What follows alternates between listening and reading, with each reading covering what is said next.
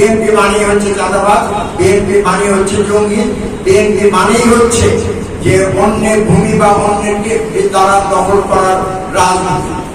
এটা জাতীয়তাবাদী চেতনা বা শহীদ জিয়া রাজনীতি না। প্রথমে আমি বলছি কেন আজকের এই সংবাদ সম্মেলন। এখানে রাজনীতিতে আমার অবস্থান এবং রাজনীতির দর্শন ব্যাখ্যা করার জন্য, এবং সাংবাদিকরা হচ্ছে সমাজের দর্পণ। প্রথমেই আমি বলছি আমার রাজনৈতিক অবস্থান সম্পর্কে। কেন এটা বলার কিছু কারণ আছে, আমি পরে বলব।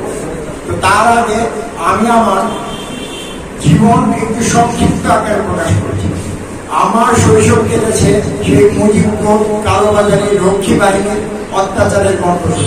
তারপরে আমি যখন কৈশোরে পদার্পণ করলাম, তখন এখনো আমার মনে আছে সাদা কালো টিভিতে দেখতাম, পেপারে দেখতাম যে একজন লোক আসলেন যিনি কালো চশমা পরে সেই সাধারণ মানুষের কাছে যান, হাটে পাঠে যান এবং সাধারণ মানুষের কথা বলেন, উন্নয়নের কথা বলেন, উৎপাদনের কথা বলেন। তিনি আমাদের শহীদ প্রেসিডেন্ট জিয়া রহমান। তাকে ধারণ করে আমি ক্যাডেট কলেজে গেলাম যে তার মধ্যে একজন সেনাবাহিনীর অফিসার হবো এবং নেতা হবো। সেই চেতনাকে ধারণ করে আমি আর্মিতে ছিলাম, ভালোভাবে চাকরি করছিলাম। 2009 সালে 25শে ফেব্রুয়ারি যখন বিজিবি দিয়ে সেনাবাহিনীর ভিতরে আঘাত করা হলো, তখনই আমি সেই চেতনা নিয়ে আমি শেখ হাসিনা বা তৎকালীন ফ্যাসিবাদ বা আওয়ামী সরকারের বিরুদ্ধে দাঁড়িয়েছি।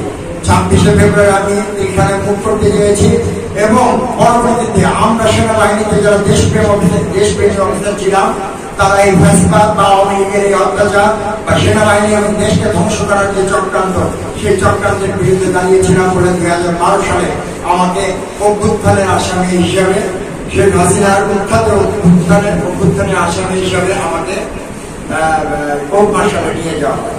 এই সমস্ত কোনো মিথ্যা কথা না। এই যে সভাপতি সাহেব আছেন, উনি কাগজ দেখতে পারেন, আমি ওনার সামনে কাগজগুলো উপস্থাপন করছি। তো আমি এরপরে যখন আমার সেনাবাহিনীতে প্রমোশন দেওয়া হলো না, তখন আমি আবার চাকরি থেকে অবসর নিয়ে আমি ট্রাস্ট ব্যাংকে চাকরি নেই এবং জুলাই মাসের 18 তারিখে আমি ফ্যাসিবাদ বিরোধী আন্দোলনে অংশগ্রহণ করি। 3 লাখ টাকা বেতনের চাকরি পেতাম। তো তারপরে আমাকে সেই চাকরিও ত্যাগ করতে হয় বা ত্যাগ করতে বাধ্য হতো। তো এই হিস্ট্রিগুলো করলাম কারণ অনেক ক্ষেত্রে আমি যখন রাজনীতিতে পদার্পণ করেছি, অনেক ক্ষেত্রে বলা হয় যে আমি কি জুলাইয়ের পরে ওই মধু খাওয়া আছে কিনা। তো আমার যে ত্যাগ 2012 সাল থেকে অভ্যুত্থানের আসামি হিসেবে আমার প্রমোশন, আমার চাকরি সবকিছু নষ্ট হয়ে আছে। জুলাই আন্দোলনে অংশগ্রহণের ফলে আমি যে ত্যাগ করেছি, চাকরি আরেকটা আমি হারিয়েছি। তো এই ত্যাগের মূল্য যদি আমি ধরি, তাহলে তো আমি বলতে পারি যে শেখ হাসিনা বিরোধী বা জাতীয়তাবাদী যে চেতনাকে ধারণ করে সে 2012 সাল থেকে আমি আন্দোলন করি বা আমি রাজনীতি করি, জাতীয়তাবাদী চেতনাকে ধারণ করি। তারও আগে যদি বলি সে ক্যাডেট কলেজে যাওয়া থেকে আমি সেই চেতনাকে ধারণ করি। অনেকে বলেন যে আমি জুলাইয়ের পরে এই আন্দোলনে জয়েন করেছি বা এই রাজনীতিতে জয়েন করেছি, বা না, আমি 18 জুলাই থেকে ফ্যাসিবাদ বিরোধী আন্দোলনে ছিলাম, সেনাবাহিনীতে ছিলাম এবং তারপরে আমি রাজনীতিতে আমার চেতনা থেকে আমি জয়েন করেছি। এবং আমি যে রাজনীতি করি সেটা হচ্ছে শহীদ জিয়াউর রহমানের রাজনীতি। সেই রাজনীতি গবেষণাপত্র এবং জাতীয়তাবাদী যে চেতনা, আজকাল যে জাতীয় কিছু লোকের কর্মকাণ্ডের জন্য জাতীয়তাবাদী রাজনীতি যে একটা ব্র্যান্ডিং হয়েছে, নেগেটিভ ব্র্যান্ডিং, সেই ব্র্যান্ডিংটাকে বিএনপি মানেই হচ্ছে চাঁদাবাজ, বিএনপি মানে হচ্ছে জঙ্গি, বিএনপি মানেই হচ্ছে যে অন্যের ভূমি বা অন্যের দ্বারা দখল করার রাজনীতি। এটা জাতীয়তাবাদী চেতনা বা শহীদ জিয়া রাজনীতি না। আমরা সেই ছোটবেলায় যে দেখেছি যে ওই যেটা বললাম যে কালো চশমা পরে ধর্মাত্ম গেঞ্জি নিয়ে হাঁটতে হাঁটতে সাধারণ মানুষের কাছে যাওয়া, সাধারণ মানুষের দুঃখের কথা বলা এবং সাধারণ মানুষের কাছে গিয়ে তার সমস্যা শুনে সেই সমস্যার সমাধান করা, এটাই হচ্ছে বাংলাদেশি জাতীয়তাবাদ এবং শহীদ জিয়ার নেতৃত্বের রাজনীতি। আমি সেই রাজনীতি করি। সেই রাজনীতি করতে যে আমি যে বাধার সম্মুখীন হই, সেটাই আজকে এখানে পেশ করা। যেটা হয়েছে যে আমি যে রাজনৈতিক গবেষণাপত্র করেছি এটা তারেক ভাইয়ের কাছে আছে। উনি জুলাইয়ে সেটা প্রভাব দিতে চেয়েছিলেন, উনি এখন দিল্লিতে আসবেন। দিল্লিতে আসার পরে ওনার কাছে প্রেস করা হবে এবং উনি যদি এটার এই ধারার রাজনীতি নিয়ে আমাকে রাজনীতি করতে পারেন তাহলে আমি এই রাজনীতিতে তার সাথে তার নির্দেশনা অনুযায়ী আমি কাজ করব। এবং উনি যদি বলেন যে না, এই শহীদ জিয়া এবং বাংলাদেশি জাতীয়তা রাজনীতি পুনরুত্থান বা প্রশাসন যে কারণে এই গবেষণা পত্রটি করা আছে, তো পুনরুত্থানে যদি উনি আমাকে রাজনীতি করতে বলেন, আলাদাভাবে করতে বলেন, এবং যদি রাজনীতিক এমপি মন্ত্রী পদের রাজনীতি না করে উনি যদি শুধু জাতীয়তাবাদী চেতনাকে ধারণ করে রাজনীতি করতে বলেন, আমি সেটাই করব। তো এটা ছিল আমার রাজনৈতিক দর্শনের কথা।